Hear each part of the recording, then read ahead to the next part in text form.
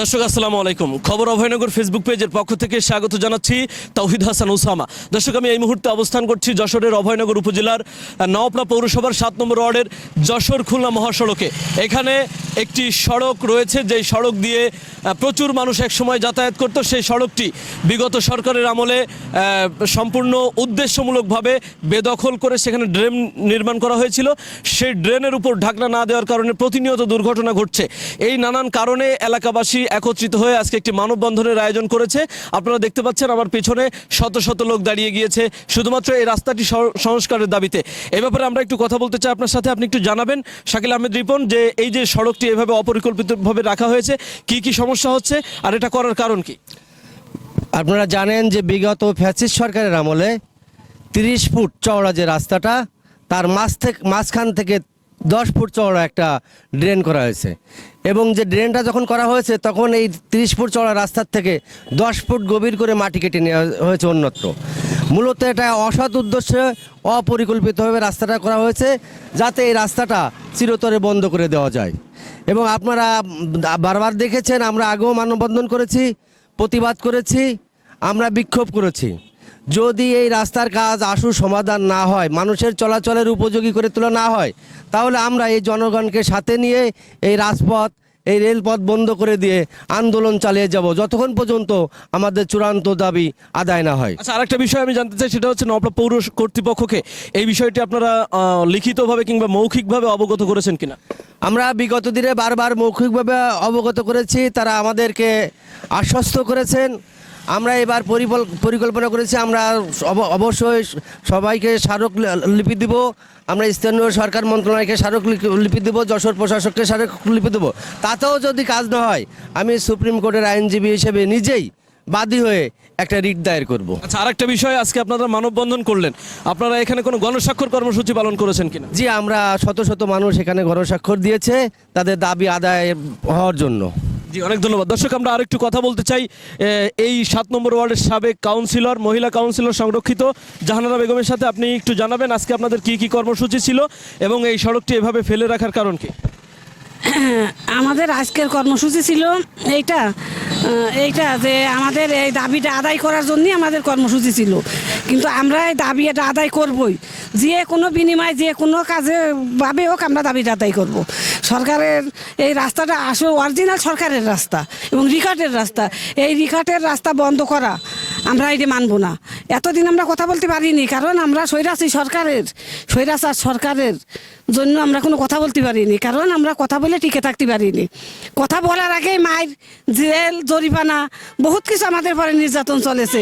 কিন্তু আজকে যদিও আমাদের সরকার নাই, তবে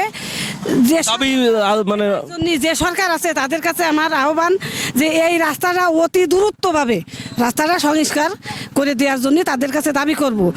আর টিওনো মহোদয়, এসিলান মহোদয়, পৌরসভায় যে দায়িত্বে থাকুক না কেন, তার কাছেও আমাদের দাবি যে অতি শিগগিরই গুরুত্বপূর্ণ রাস্তাটা সংস্কার করে দিক। আমরা এই বিলে আমাদের অনেক ধন্যবাদ। দর্শক, আমরা এতক্ষণ ধরে শুনছিলাম এখানে মানববন্ধনের কারণ দীর্ঘদিন ধরে একটি চলাচলের উপযোগী সড়ককে অনুপযোগী করে রাখা হয়েছে বিশেষ একটি মহলকে সুবিধা দেওয়ার জন্য। আমরা যদি একটু পরিষ্কার করে বলি, তাহলে আকিজ জুট মিলের 2টি গোডাউনের ভিতরে, গোডাউনের মাঝ দিয়ে এই সড়কটি চলে গেছে। সেই সড়কটি বন্ধ রেখে মূলত চেষ্টা করা হয়েছে যাতে দখলে রাখা যায়। আমি আপনার সাথে একটু কথা বলতে চাই, এই যে মানববন্ধন কর্মসূচি অনুষ্ঠিত হলো, এলাকাবাসীর ভোগান্তি সম্পর্কে আপনারা কি জেনেছেন এখানে এসে?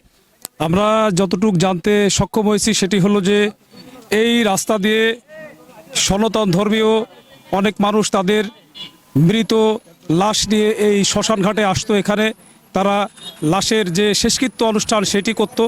সেটি ইতিমধ্যে এই রাস্তার এই বেহাল দশার কারণে এখানে ড্রেন খুঁড়ে রাস্তাকে ধ্বংস করার মধ্য দিয়ে সেটি নষ্ট হয়েছে। এরপর এই এলাকার সাধারণ ছোট ছোট স্কুল পড়ুয়া, ছোট ছোট মাসুম বাচ্চা এই ড্রেনের পাশ দিয়ে আসতে যে তারা ড্রেনের মধ্যে পড়ে যে আহত হচ্ছে। আমাদের বৃদ্ধ বাবারা তারা ড্রেনের পাশ থেকে আসতে যে পড়ে আহত হচ্ছে, হাত ভেঙে যাচ্ছে, পা ভেঙে যাচ্ছে। আমাদের মায়েরা আহত হচ্ছে। এলাকাবাসীর চলাচল দিতে ভোগান্তি প্রচণ্ড আকার ধারণ করেছে। এলাকার শ্রমিকরা তারা তাদের স্ব কর্মস্থলে যাওয়ার জন্য যে রাস্তাটি ব্যবহার করার দরকার সেটি তারা পাচ্ছে না। এই জন্যে এই রাস্তার ভিতর থেকে পরিকল্পিতভাবে ষড়যন্ত্রমূলকভাবে একটি গভীর ষড়যন্ত্রের অংশ হিসেবে রাস্তার ভিতর থেকে যে ড্রেন খুঁড়ে তার উপরে ঢাকনা না দিয়ে ড্রেন করা হয়েছে, এর মধ্য দিয়ে মূলত রাস্তাকে ধ্বংস করার একটা চক্রান্ত চলেছে। আমরা এই অনুষ্ঠান থেকে, আমাদের এই মানববন্ধন থেকে আমরা টিওনো মহোদয়ের কাছে বিনীতভাবে দাবি জানাবো অনতিবিলম্বে এই ড্রেনের উপরে অত্যাধুনিক একটি ঢাকনির ব্যবস্থা, ঢালাই দিয়ে ঢাকনির ব্যবস্থা করা এবং সেই ঢাকনির উপর দিয়ে রাস্তা নির্মাণ করে সেই রাস্তার উপরে পিচ দিয়ে রাস্তা নির্মাণ করা, যাতে মানুষ সচরাচর চলতে পারে, গাড়ি চলতে পারে, বাস চলতে পারে, ট্রাক চলতে পারে, তার ব্যবস্থা করা। যদি না করা হয় তাহলে আমরা এই শিল্প বাণিজ্য বন্দর নগরীর জনগণও এই 7 নম্বর ওয়ার্ডবাসীর সাথে এই দাবি আদায়ের আন্দোলনে আমরা শরিক হব। ধন্যবাদ খবর অভয়নগর ওসামা আপনাকে। দর্শক, এতক্ষণ ধরে শুনছিলেন মূলত এই মানববন্ধনটি জনদুর্ভোগ লাঘবের জন্যই করা হয়েছে এবং যদি আগামীতে এই সমস্যার সমাধান করা না হয় বৃহত্তর কর্মসূচি দিয়ে যশোর খুলনা মহাসড়ক অচল করার হুমকি দিয়েছেন এলাকাবাসী। দর্শক, আজকের মতো এই পর্যন্ত, আবারও দেখা হচ্ছে অন্য কোনো ভিডিওতে। সেই পর্যন্ত সবাই ভালো থাকুন, সুস্থ থাকুন, আল্লাহ হাফেজ। আপনি কি বিল্ডিং ডিজাইনের জন্য নকশা পিলার, জানালা পিলার, ব্যালকনি পিলার ও ছাদের কার্নিশ খুঁজছেন? তাহলে এখনই চলে আসুন শেখ কনস্ট্রাকশন অ্যান্ড স্যানিটারিতে। এখানে ছাদ ও সিঁড়ির নলচা, ফুলের টব সহ বিল্ডিং ডিজাইনের যাবতীয় পণ্য বিক্রয় করা হয়। বইকারা মালিকের চাতাল সংলগ্ন নওপাড়া অভয়নগর, যশোর।